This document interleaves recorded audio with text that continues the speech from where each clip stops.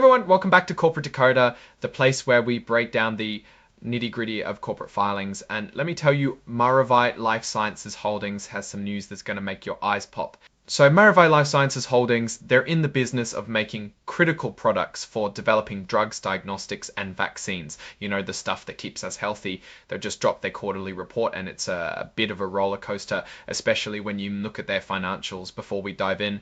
If you appreciate getting straight insights from corporate documents, make sure you're subscribed. We also have a Discord community linked in the description below where we break down these reports even further. All right, let's get into what's really going on. This report covers the period ending June 30th this year. First up, their balance sheet. Think of this as a snapshot of what the company owns and owes. As of June 30th, Maravai had about $270 million in cash. That sounds like a lot, but compare that to the end of last year, December 2024, when they had over $322 million. So their cash pile has shrunk by about $52 million in just 6 months. Now, this next number is a big one. Goodwill is basically what a company paid for an acquisition that was more than the identifiable assets were worth. Maravai has a significant amount of goodwill, and it's decreased quite a bit from nearly $160 million at the start of the year to about welcome $60 million at the start of the year to about $12.9 million by June. This is because they had to write down some of that goodwill, meaning they recognized a loss because the value of those acquisitions wasn't as high as they initially thought. Let's move on to how they're doing on the profit and loss front. This is where we see the revenue and expenses. Total revenue took a big hit. For the 3 months ending June 30th this year, they brought in about $47.4 million. That's down almost 32% from the same period last year, when they made nearly $70 million.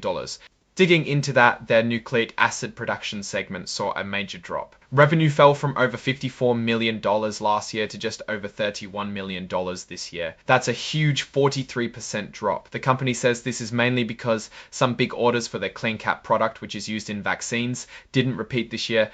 On the flip side, their biologics safety testing business actually grew.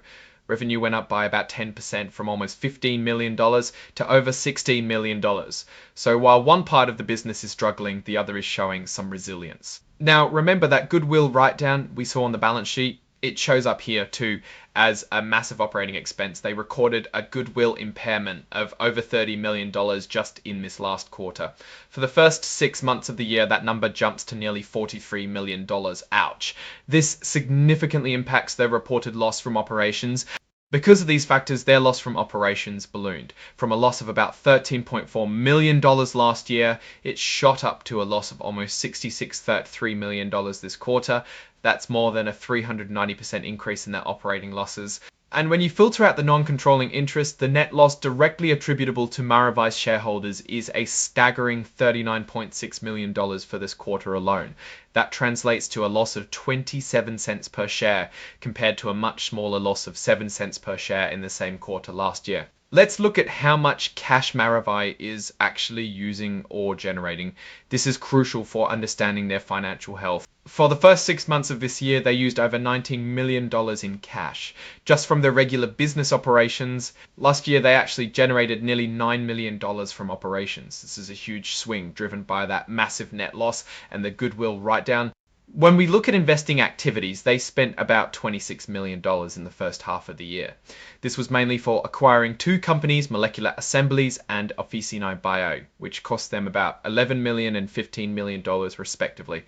These acquisitions are meant to strengthen their offerings, but they clearly impacted their cash position. And finally, financing activities show about $6.4 million used in cash, mostly for taxes related to employee stock plans and debt payments. Now, here's where management is trying to address the financial pain. Following a recent executive leadership change, they announced a corporate realignment plan. This plan aims to cut operating costs by over $50 million annually. How?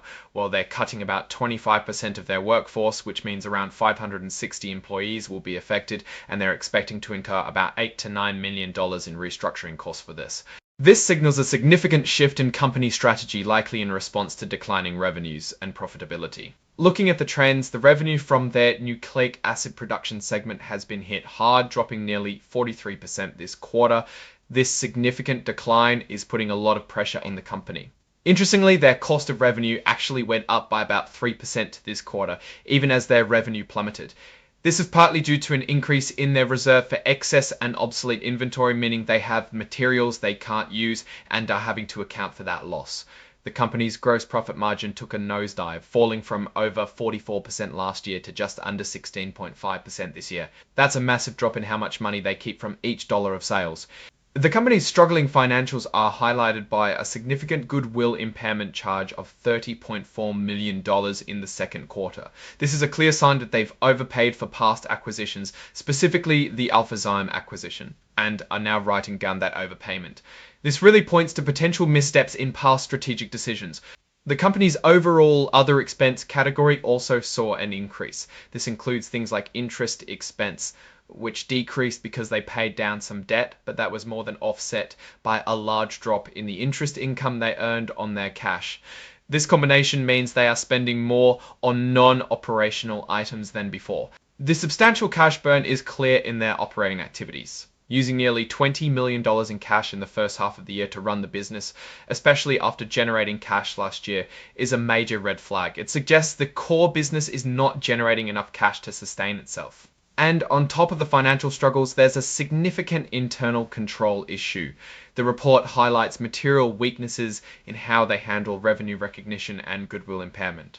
This means there's a real possibility of errors in their financial reporting that might not be caught. They're working on fixing these, but it shows a need for better oversight and processes. The company acknowledges that these recent leadership changes and the cost-cutting plan come with risks. They might not achieve the savings they expect and could even face unintended consequences like employee departures and lower morale, which could further hurt their performance. It's a tough spot to be in. Now, looking at these results more broadly, Maravai LifeSciences Holdings is clearly facing major headwinds, particularly from the drop in CleanCap sales. The goodwill impairments suggest past acquisitions haven't delivered as expected, and the increase in operating expenses relative to revenue points to efficiency issues. While the biologics safety testing segment is growing, it's not enough to offset the decline in their core nucleic acid business. The cost-cutting measures seem necessary, but they could also disrupt operations and lead to further uncertainty. Especially with the new leadership team still settling in, the material weaknesses in internal controls also raise questions about the reliability of their financial reporting. Overall, while the company is trying to navigate these challenges, the financial performance and operational issues present significant risks for the future. Alright, that's our breakdown of Maravai LifeSciences Holdings' latest filing. What's your take on these numbers and what they signal for the company's future? Drop your thoughts in the comments. If this analysis was valuable, hitting that like button really helps, and subscribe for more deep dives. Don't forget to check out the Discord in the description. Thanks for watching. See you next time.